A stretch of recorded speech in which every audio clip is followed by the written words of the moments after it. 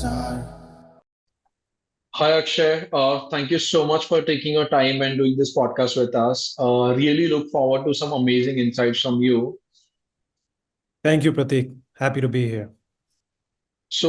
Before we start, if you could, take 2 minutes and introduce yourself and your family business. Yeah, sure. Pratik, so as you know, my name's Akshay Golyan. I have been in the yarn manufacturing business myself for about 8 years. My family's been in this business for around 30 years. As a group, my family business encompasses textiles, hydropower, solar power, agriculture, hospitality, hotels, construction, and certain investments into financial institutions like banks and insurance companies. So this is a brief of our businesses as a whole, but my personal focus is towards yarn manufacturing. We have a company called Reliance Spinning Mills in Nepal. We have around 80,000 ring spinning spindles and 25 vortex machines and two open end machines. So that's a small introduction from my side. Great. And what are some of the products that, or in terms of yarn that you manufactured at Reliance Spinning Mills? Yeah, so in Reliance, we are primarily synthetic based. So we produce the 100% polyester, gray and dyed. Count ranges from 8 to 50 NE. We also produce PV, gray and dyed, different blends. We produce 100% acrylic. We produce 100% viscose. And different blends of these synthetic products. And recently we started producing polycotton. So we can make polycotton 50, 50, 52, 48, up to 60, 40. We can do cotton rich. These are produced in our Murata MVS machines. Okay. Coming from Nepal and having being in multiple industries, what were the main reasons why you decided to focus on the textile division and not the other businesses? So Pratik, I've studied outside Nepal. So I graduated from an American school in Nepal in 2006, and since then I lived outside Nepal. I did my undergrad in the US. I did my MBA in Spain. I lived in the Middle East for about 5 years. So around 12 years, 11, 12 years, I was out of Nepal. The primary reason for coming back into this textile and more specifically yarn industry as my primary and core focus was because of the network and because of the, I would say, close knit, family environment that is the yarn industry. So, I was lucky enough to meet a lot of very successful and interesting entrepreneurs, in India, in Europe, in Turkey. So that is what really intrigued me, that everyone is kind of doing the same thing, but there is a slight twist into how they work, their thinking. And within when I was new to business 7, 8, or 10 years ago, within the yarn manufacturing industry, you get to learn about multiple businesses. So you get to learn about procurement, you get to learn about sales, you get to learn about ops, you get to learn about manufacturing efficiencies, inventory management. So this is one industry that can help you across diverse businesses in the future. So now I'm doing renewable energy. I handle the hotels, etc., etc. But whatever learning I got, that equipped me to handle other businesses was through the yarn industry. Actually, that's a great way to look at it because you're absolutely right. Textile as an industry teaches you a lot of these business functions that are required to manage any other, say, sales or distribution or supply chain led businesses. Yeah, absolutely. Because see, when you're in an industry like spinning or a mammoth industry, whatever it may be, you have to look at a multi-dimensional approach because your sales can be very good. You can be selling everything, but your supply chain management or inventory management or procurement may not be great. So your P&L may show negative, and now it is up to you to identify why it is negative. It's not always necessary that, sale prices will increase. We're in a commodity market, and in commodities, sales prices let lesser often, detriment versus cost control or inventory management or finance management, so on and so forth. So yes, definitely the textile industry teaches you a lot, and that helps you in decision making across various industries. Sure. My next question to you, especially from the background you come from, is related to diversification strategy. So I'll Hmm. give you a context behind, why we're intending to ask this question to you. Sure. Uh, Two things. A, we've seen in India a lot of the large business groups we have today started their beginnings with textiles, which is Yeah. where they made a lot of money and then diversified to other industries, especially real Hmm. estate. Hmm. Even today, whether it's South Guntur and all or other areas in India, a lot of Hmm. people who have made money in textiles would wonder, how to diversify and how to spread their risk across different industries. So Yeah. your family business, operating in so many different industries, including agriculture, hotels, energy, manufacturing. How do Hmm. you approach, or how did you approach the diversification strategy? And if you could mention a few, say, challenges or success that you Hmm. have encountered in managing such a diversified portfolio. Yeah. So, see, first and foremost, I want to mention that diversification is not very easy. Okay, so if you take, see, diversification is enabled through a success in a particular business, or more forcefully through a failure in a particular business, right? So, textiles enabled us or gave us cash flows, gave us profitability, touch wood, enabling us to diversify. Now, diversification uh, is a very vast, buffet that choices you can make. So why we diversified or how we diversified was primarily based on opportunity within Nepal as a whole. So I don't know if you know this, Nepal has the second largest natural water resource in the world, right? It has several hundreds, maybe thousands of rivers, mountainous rivers. So hydropower potential in Nepal is massive. Now, it would not have been astute. I mean, yeah, if we did not look into hydropower, it would have been an opportunity missed for us because it is a very, um, it's a no-brainer that Nepal will grow through hydropower. Nepal has to export electricity. Nepal has to become a supplier for electricity to its neighboring countries, which may not have the opportunity of producing renewable energy. And with the world moving towards renewable energy and several countries committing, to change over from coal or burning fossil fuels into renewable energy, we had to do that. So that is one reason. Second reason, tourism. Now, tourism is again something that is prevalent in Nepal, whether it is pilgrim tourism, whether it is trekking tourism, or whether it is luxury tourism. So these are things that were country specific, and textiles enabled us to look into these opportunities and then go after them. Agriculture is a very similar story. I think Nepal used to be a net exporter of agricultural products up until the late 80s or early 90s. Now we primarily import all of our, or if not most of our agricultural requirements. So therein lied another opportunity. So our diversification was primarily opportunity based. However, the difficulties come when you're not experienced in these sectors. So when you look into hydropower, now I'm not a electrical engineer or a civil engineer by my education. So you have to learn on the go.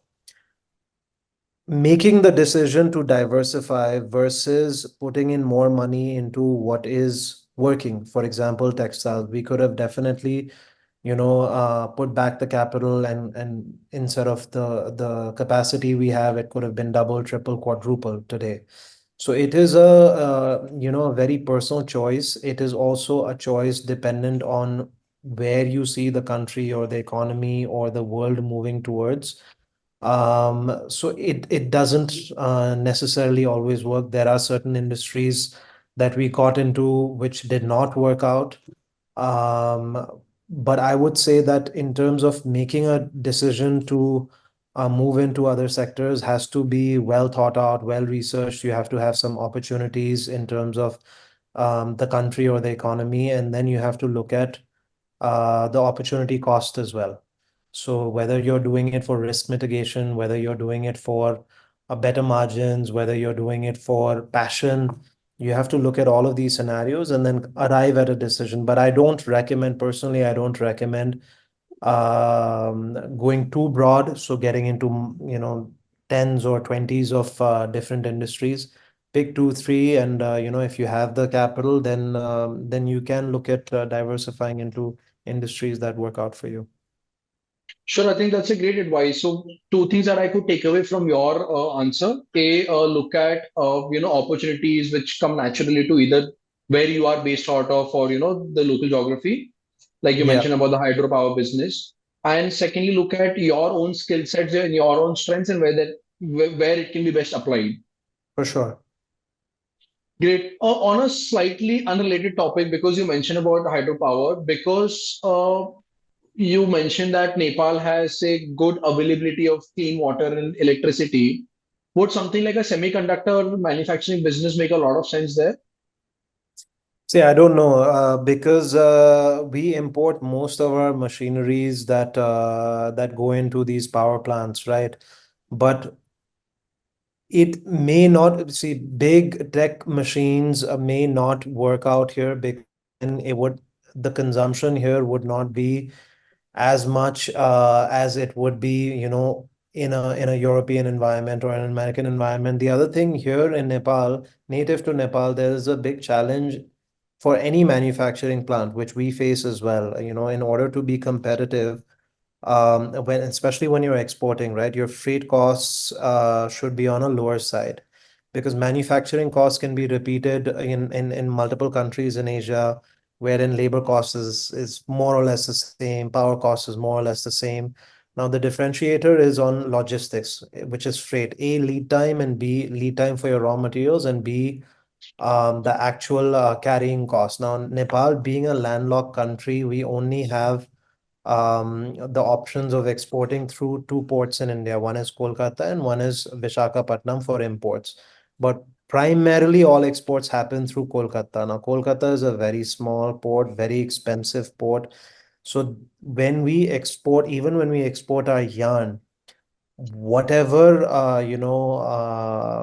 benefits or savings we have in our manufacturing process, they get countered with the freight costs. So my freight cost or Nepal's freight cost on commodity products is much, much higher per kilo than it is, for example, in India.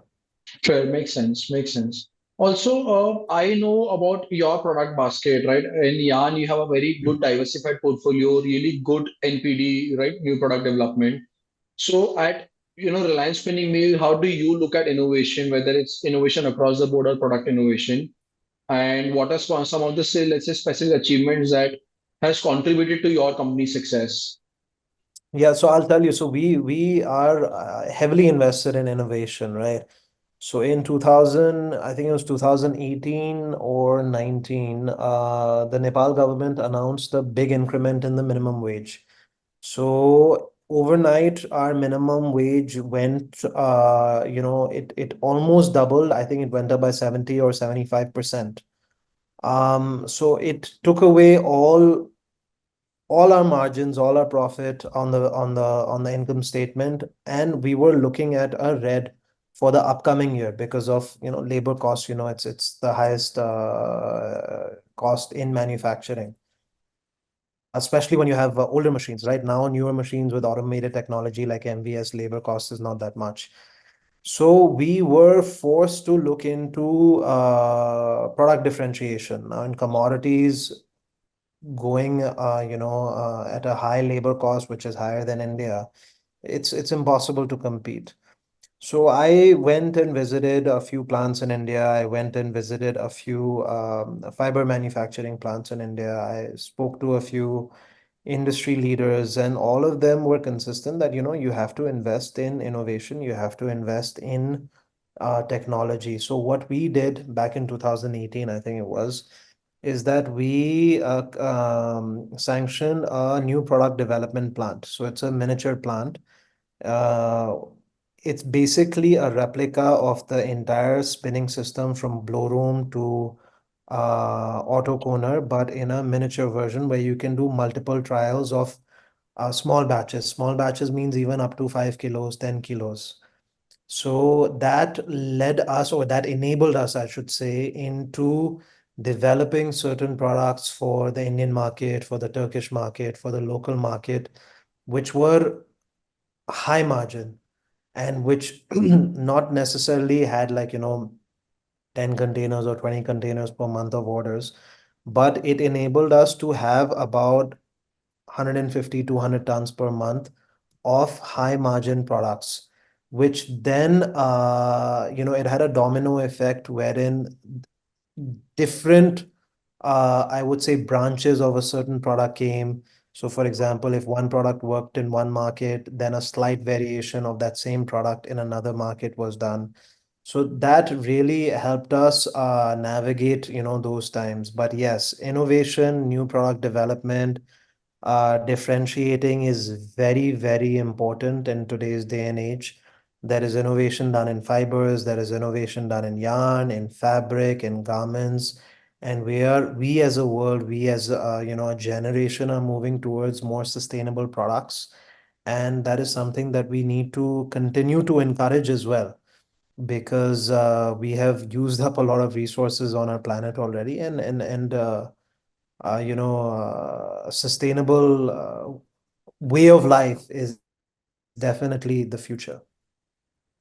Great. So, I mean, in retrospect, maybe the increase of wage by the government was probably a good deal for your spinning business because it allowed you or forced you to look at high margin and more sustainable product range. Yeah, see, Pratik, I'm a firm believer that the best, comes out when you are pushed to the limit or when you're pushed to a brink. That is where ideas come out. See, when you're comfortable, things are going on, you're comfortable, you're not really innovating because you're not forced to really innovate, right? When you don't have an option but to find a solution, it's like, the old saying that you want someone to learn swimming, throw them into the ocean or throw them into a pool. They Right. will swim or drown. Now, nobody wants to drown, so you will, move your hands and feet, and And somehow the you'll fear of achieve that. failure teaches you Of course, faster how to swim. absolutely, for sure. Great one. And because you mentioned a flavor of sustainability, let's, also talk about that. So, what is your opinion about the future of textiles and the inclusion of sustainability? Where do you position yourself through your product range for sustainability?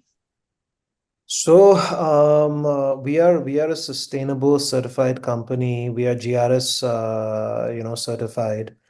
We use a lot of sustainable fibers. We use a lot of regenerated, recycled green fiber. Currently, see, in our part of the world, that trend or that demand has not come up in the same way as it has in the US or European markets. But my company or our factory is fully ready. We have done stringent audits to be ready for whenever the boom in demand comes. In terms of processes, we are fully compliant. Nepal in itself, the government of Nepal has done a very good job into ensuring that manufacturing plants are clean, they are green, they are not detrimental to the environment. So we are fully compliant with that. In terms of sustainability within textiles, we work with our suppliers to innovate, to enable them to come and do trials with their fibers. So, for example, we work closely with Thai Acrylic for their sustainable fibers. We work closely with Endorama for their sustainable fibers. We work very closely with Grasim and APR for viscose. We use a lot of Tencel, we use a lot of Modal, we use a lot of Excel. So these are all fibers that are, fibers of the future, and these are very good fibers. Actually, if you wear, apparel made out of these fiber, you feel it's very light, it's very comfortable, and it is something that will catch on more, sooner rather than later. Sure, I was speaking with someone in one of our earlier podcasts, and his approach to this was, very interesting. He Mm, said that, if you look at Indian textile industry today, it's roughly between 150 to 200 million dollars. mm, Governments and the minister's outlook is to increase it to, let's say, upwards of 200, $300 billion, upwards of mm. $300 billion. Now, India today is very cotton dominant, right? You Mm. cannot increase the output of cotton by 1.5x. So the Right. only way to achieve that number is by focusing on, polyesters and man-mades and viscose and Yeah. non-cotton products. Yeah. So, So yeah, yeah, so Pratik, over not only the last, I would say 1 or 2 years, over the last 10 years, if you see the pie or the entire market share of fibers or yarns or apparel or garments or fabric in general, the percentage that cotton takes has been reducing year on year. yes. In different countries, certain countries it may increase, certain countries it may decrease, certain countries it may be stagnant. But overall, if 100 kilos of fibers are used on a daily basis, cotton's market share has reduced overall in the world, year on year, for I think it's maybe 5 or 7 or 10 years. So definitely, synthetic is the way to go, but synthetic doesn't mean that, we keep using up the world's resources. There is a sustainable way of doing things as well. So a lot of regenerated, so synthetic can be, it can always be recycled. It can always be, consumed over and again. So there are different processes. Now the issue with, recycled till date right now, with the certified recycled fibers, it is slightly expensive. It is more premium. So if I buy a certified, or even if you buy a GRS certified yarn, it generally there is a certain premium to it. Now that will only come down once the supply chain increases, once the demand maybe goes up and the supply increases. So the entire value chain has to work towards it, and it will definitely, maybe in, I would say, in another 3 to 5 years, it will become cheaper than non-recycled fibers. And then once that happens, then it becomes a, a rule, and then it's fine. Sure. Basically, we have to wait for the, the economies of scale to hit in, which will kind of impact the unit economics. Yeah. Sure. Let's also talk about digital transformation, right? We've spoken about innovation and sustainability and how Yeah. you've always been at the front of it. What has been your inclination towards digital transformation, and how has that impacted your operations or efficiency at Reliance Winning?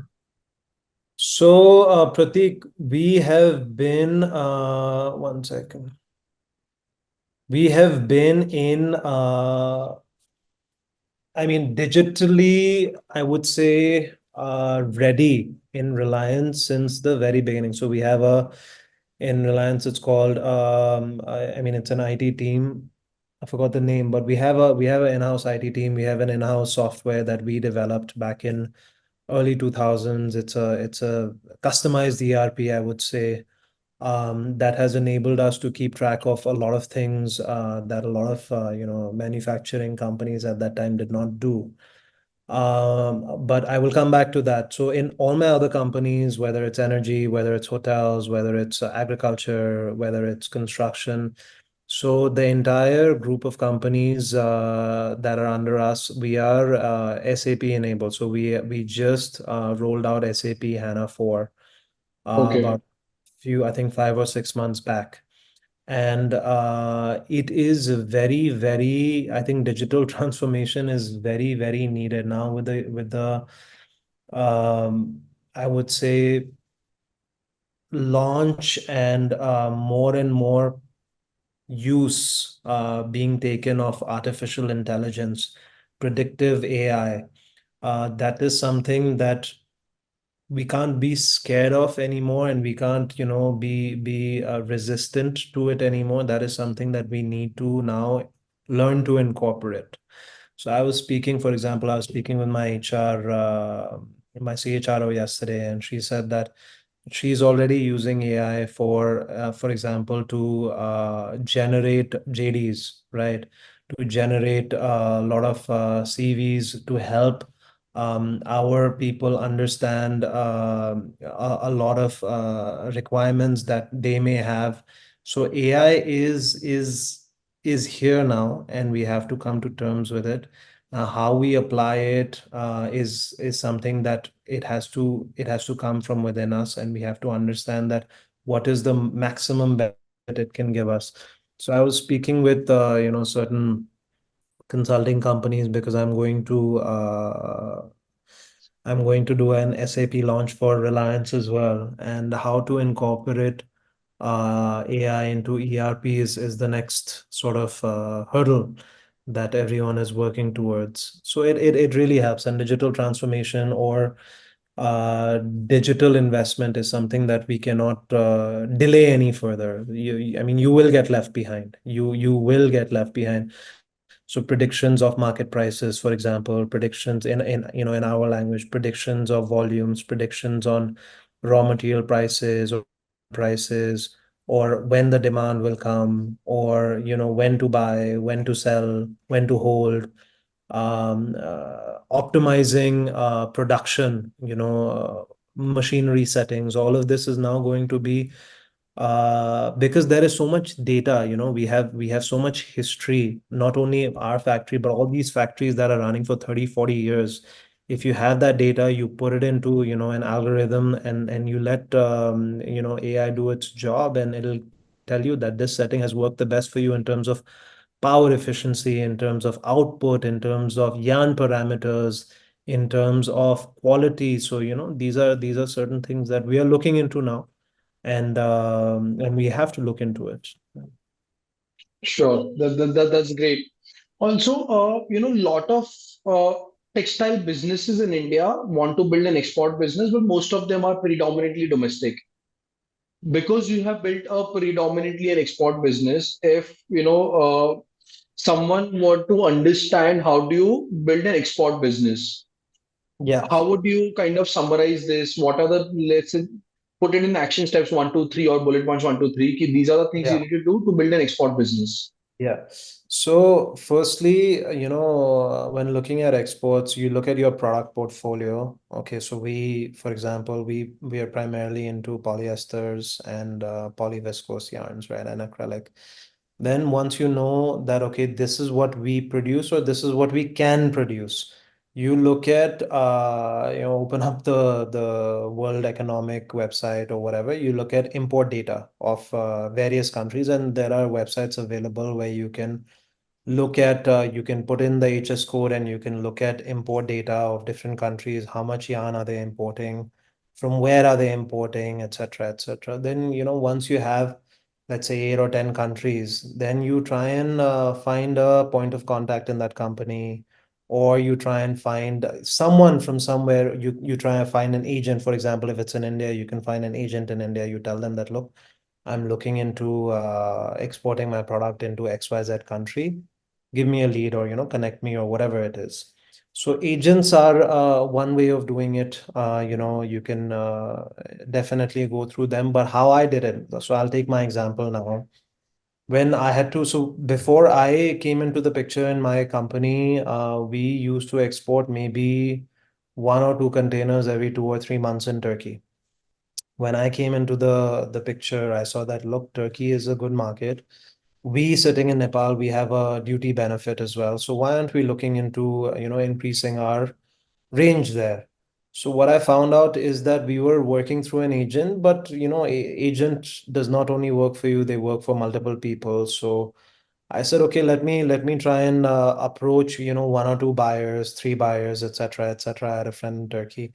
So I went there, I stayed there for a week. I met 10 or 15 or 20 people. Now, because we were a new entrant in Turkey, they were asking us for a little lower price than market prices. They did not, know our quality or our consistency or whatever. It was like a new meeting, right? It was like uh, two strangers meeting and trying to do business, which is fine.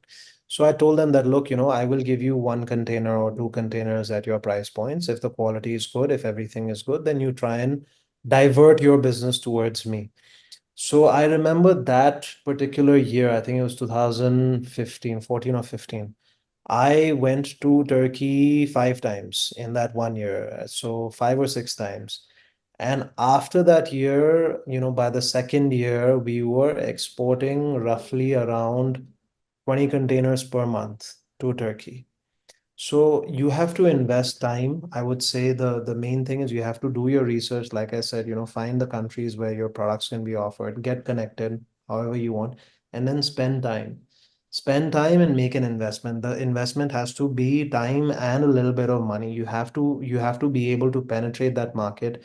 After you penetrate that market, your product has to speak, right? So you have put in your time, you have put in your effort, then your product has to speak. If your product is good, your price is relatively competitive, there is no reason why you can't export. So now we're looking at developing Latin America as a market. Latin America has a pretty big opportunity. They have certain ways of doing business that traditionally we were not, I mean, we were skeptical of, let's say. But now, once the world is moving towards borderless, I would say, I term it borderless business. So we have to be able to look into markets that can yield better results. So I would say this is the way. Great. Thank you so much for sharing such actionable insights. I think that's a great one.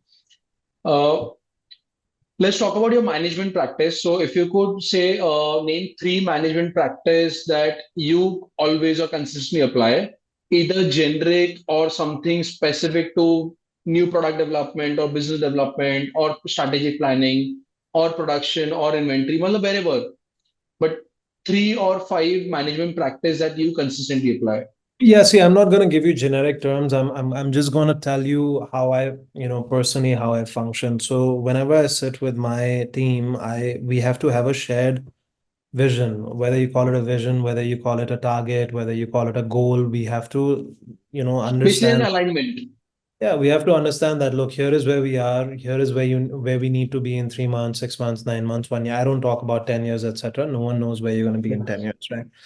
So, look, so it's pretty clear. Once you have clarity of thought, then you have hired people to do their job. You cannot do their job for them, right? So you tell them that, look, this is where we need to go. Mr. CFO, you have to do your role, whether it is to get funding or to reduce interest rates or to manage working capital or whatever it is. Mr. CFO, you need to do your job. Mr. Marketing Head, you need to do your job. Mr. Production Head, you need to do your job, and so on and so forth. And then they ideate, right? They are the experts of their particular field. So you have to let them uh, ideate, get creative, give options, give suggestions, and you have to open your ears. I don't know everything. It's impossible for me to know everything.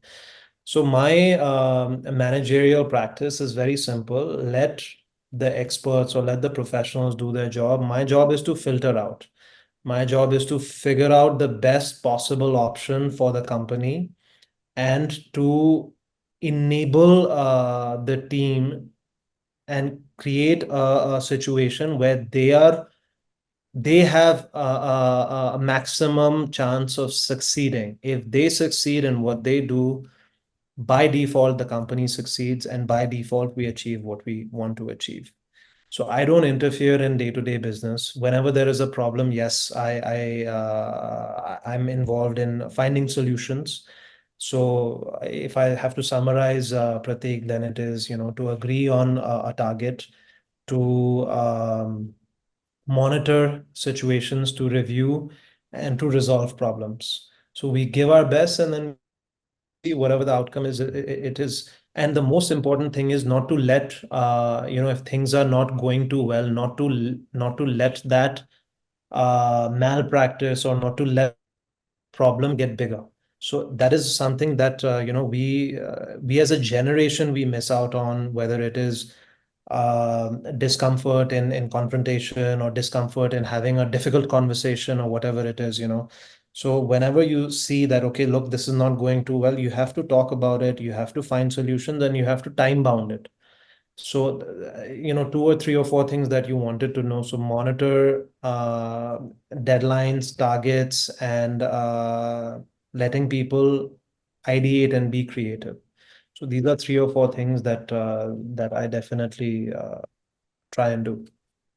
Superb, superb. And if you were to again kind of pinpoint three leadership qualities that you believe one must have or are essential for building and maintaining a strong, resilient leadership team. Yeah. So three leadership qualities, I would say one is um, being clear on what is expected with everyone. So a lot of times things get lost in translation and communication. If you're not clear in what we want to establish, or if you're not clear in giving instructions or communications, firstly, you yourself need to be clear, right? What you want, yeah, what is the target, and how we want to accomplish it. So clarity of thought is very clear. Communication is, so one would be communication, communicating effectively. Second would be to manage opinions. There are a lot of opinions that keep floating around. You will have differing opinion from one person in your department to another person in your department. So filtering out and managing opinions and managing sort of advice, that would be one thing. And then related to that is keeping people motivated. If you don't keep people motivated, and if you don't make them understand that, something for the betterment, not only for a balance sheet or a P&L, but for our company. By default, if the company succeeds, then the people related, the stakeholders to the company succeed. You have a better life, your family has a better life, the community has a better life, so on and so forth, right? So you have to have a shared vision for keeping people motivated. And then the third thing would be to understand problems. What we don't really put enough time into is we don't understand what an employee or what a subordinate is going through, in terms of why is he not able to accomplish whatever is said and done. Why is he not able to, or she not able to get things done? There can be a plethora of problems. We don't really listen. The one of the problems I've seen in my generation is that, or the previous generation, I would say, is that we don't really listen. We want something done. We want something done. Now, I don't care how it's done. It's your problem. We have to understand the reality of problems, and then we have to be patient enough to resolve. But fourth and the most important thing that come above these three is um, timely decision making, Pratik. Whatever the decision has to be, it has to be timely. So indecision or non-decision or delays in decision is worse than a wrong decision, I would say. So these are a few things that I try and practice. Whatever that, and you can't be a good person. Look, I'm gonna tell you this. This is my personal point of view. If you're going to lead a company, you can't try and lead by pleasing everyone. It's impossible to please everyone. So there are definitely people that are going to be unhappy. There are definitely people who are going to not agree with you, but ultimately you have to do what is in the best interest of the company, not in the best interest of you That's a great one. I think I'm really glad that you were able to share very actionable and very clear cut insights for every question that I had for you. So the last question I have is any message or advice you would have to anyone who's listening to this podcast, especially young generation who aspire to either join their existing family business in textiles or probably start something of their own in textiles. Yeah, I mean, I can only speak from my personal experience, Pratik. Look, I got into business pretty late. Okay, I'm 35 now. I started, like, seriously, I got into business, I would say, when I was about 27 or 28. I don't think anything is a race. So, if you're getting into a family business or if you're trying for your own business, it's not, you're not on a deadline in terms of you have to have X, Y, or Z by the time you're 30 or 32 or 35 or 40. But yes, if you do get into something, whatever it may be your own business, it may be your family business, it may be anything, right? If you do get into something and you have people with you, you have a team with you, you have employees, or you have, certain other stakeholders, then you cannot do it, as they say, yeah, I'm doing it for, passion or half-heartedly. Then your time is not only yours. Your time is your employees' time, your time is your stakeholders' time, your time is your suppliers' time or customers' time, etc., etc.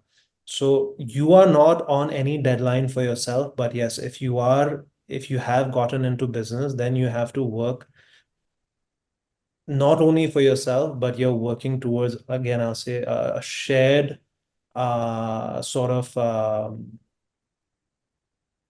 shared goal or shared destination, I would say. And if you're the pilot, you have to make sure that, especially when it's turbulent, etc., etc., you have to have your hands steady and you have to do the best you can from whatever experience you have. So my message, to sum it up, my message would be that take your time, understand what you like, what you don't like, but when you get into something, you give it your all, and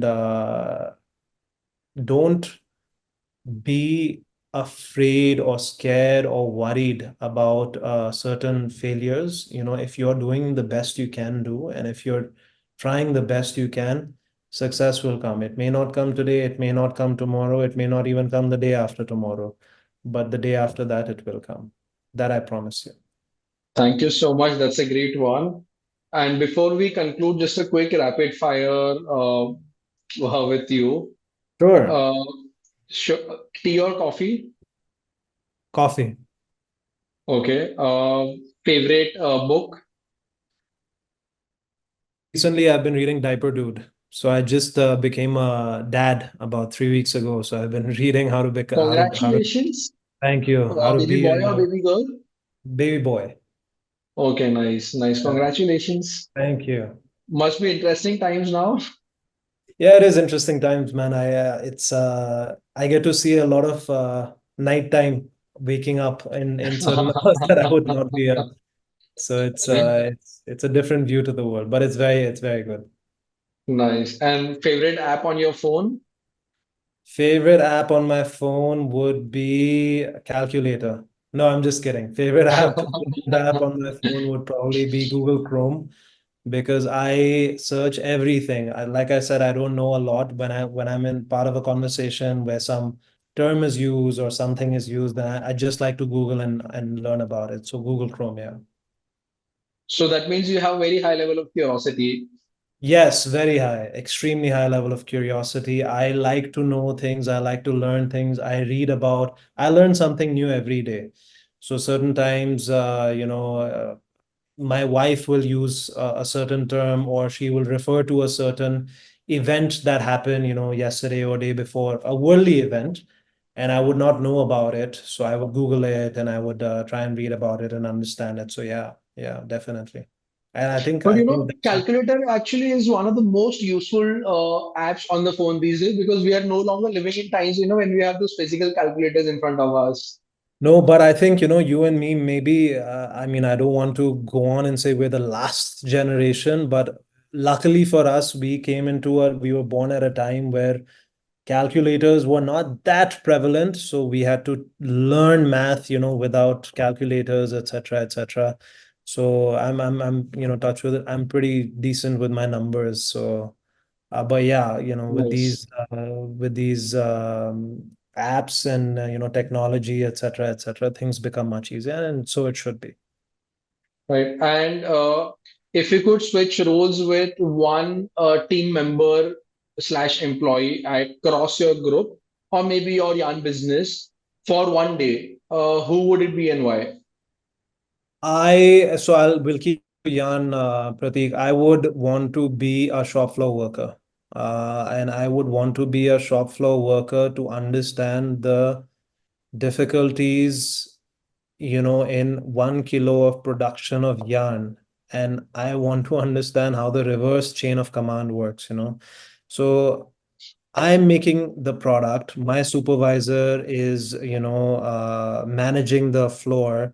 His supervisor is managing that production line. His supervisor is managing maybe one particular department, let's say production. His supervisor is managing the factory, so on and so forth. So I want to see what it takes, what my effort is yielding to the factory, and I want to feel if the targets that comes from the owner or from the management, and the vision that, like I spoke about, that the owners or whoever talks about, I want to see if that vision is reaching that shop floor worker. So that's a person I want to switch, That's a great Pradeep. one, and I'm happy we were able to end it with a great one. So Yeah, again, thank you so much. Really appreciate your time and your insights. thank you, And I Pradeep. personally really enjoyed interacting with you. I hope the other listeners also do that. No, likewise, and I enjoyed conversing with you, Pratik. And we haven't met yet, but I'm hoping we get to meet really soon over coffee. I prefer coffee, like I said. And Sure, thank you for look having me. forward. I really appreciate it. I really do. Thanks so much for your time. You take care. Thanks, Pratik. Bye bye. Bye.